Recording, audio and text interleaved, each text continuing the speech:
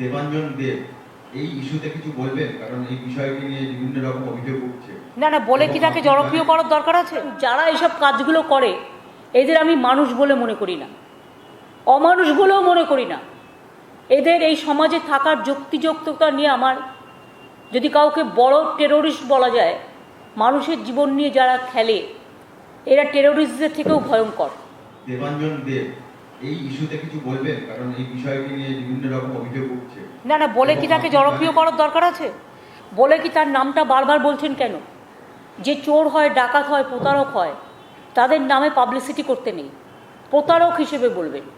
তাহলে আমি বলবো যে এই প্রতারক যে ধরা পড়েছে তার এত বড় সাহস, ঔদ্ধত্য, অহংকার, যে সে সমস্ত নকল করে, চিট করে। এটা তো সরকারের নয়, সরকারের ব্যাপারে কোনো ভূমিকা নেই, কারণ এটা সরকার করেনি।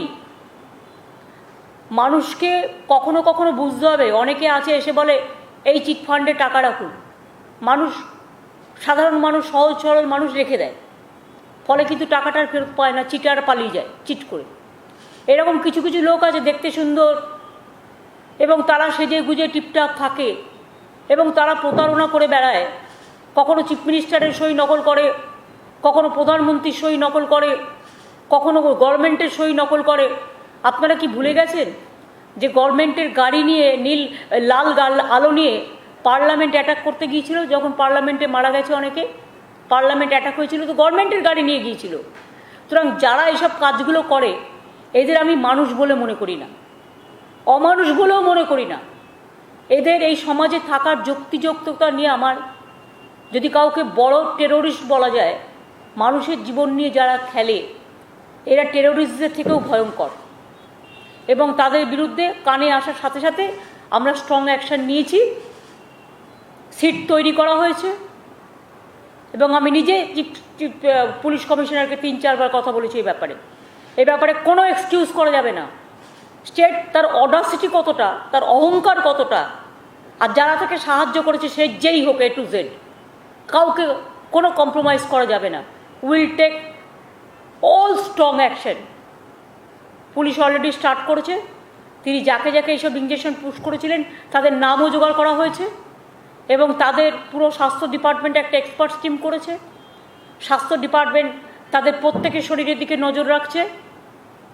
যেখান থেকে বলছি ভ্যাকসিন কিনেছিল সেই জায়গাটাও রেড করা হয়েছে, সেখানে এখন পাওয়া যাচ্ছে না। এবং আমরা নজর রাখছি পেশেন্টগুলোর ওপর, এবং সেই পেশেন্টদের আবার ভ্যাকসিন দেওয়া যায় কিনা সেটা এক্সপার্টস কমিটি ঠিক করবে, দেখে নিই। আর মিমির শরীর অসুস্থ, এটা নিয়ে আপনারা যেমন চিন্তিত, আমরাও চিন্তিত। আমি নিজেও কথা বলেছি ওর সাথে। ওর একটা গল ব্লাডারের প্রবলেমও আছে, যার জন্য অসুস্থতাও হয়েছিল। এবং আমি এখনও বলি যে আমার ধিক্কার জানানোর ভাষা নেই। আমি সবাইকে বলবো এই ধরনের চিটারদের কাছ থেকে দূরে থাকুন।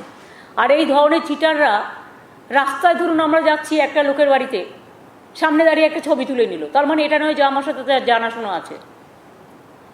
ধরুন আমি এয়ারপোর্টে যাচ্ছি, একটা সেলফি আমি অনেক সময় অ্যালাউ করি না। কেন অ্যালাউ করি না জানেন তো? এই কারণে, আমরা এয়ারপোর্টে বসছি, প্লেনে দূর থেকে বসে ফটোশপ করে ছবি তুলছে। ছবি দেখিয়ে কোনো কিছু হবে না, এটা আপনাদের সিদ্ধান্ত নিতে হবে। এবং ফটোশপ করেও কোনো লাভ নেই। ছবি যে কেউ, যারা এই প্রতারণা করে সব পার্টির সাথে একটা করে ছবি তুলে রেখে দেয় এবং ছবি তুলে কাজে লাগানো আমি চিনি, এটা প্রচার করা তাদের কাজ। এরা হচ্ছে ঠকবাজ। এরকম ঠকবাজ সমাজে এখনও আছে, তাদের দিকে কড়া নজর রাখতে হবে। এবং ডিস্ট্রিক্ট অ্যাডমিনিস্ট্রেশনকেও বলে দেওয়া হয়েছে এবং পুলিশকেও, পুলিশের চোখের সামনে এরকম কে কোন অফিস চালাচ্ছে, কে কি ব্যবসা চালাচ্ছে, এগুলো মাঝে মাঝেই সারপ্রাইজ ভিজিট করে দেখা দরকার, চেক করা দরকার বলে আমি মনে করি। এবং এক্ষেত্রে পুলিশ তার দায়িত্ব এড়াতে পারে না, কর্পোরেশনও তার দায়িত্ব এড়াতে পারে না, এটা আমি ব্যক্তিগতভাবে মনে করি। এবং তাদের অলরেডি অ্যালার্ট করা হয়েছে, পুলিশকেও অ্যালার্ট করা হয়েছে, কর্পোরেশনকেও অ্যালার্ট করা হয়েছে। এবং সাধারণ মানুষ তারাও কেউ আমাদের প্রথমে জানায়নি। মিমিদের ঘটনাটা হলো বলে আমরা জানতে পারলাম, থ্যাঙ্কস যে ঘটনাটা আমরা জানতে পেরেছি।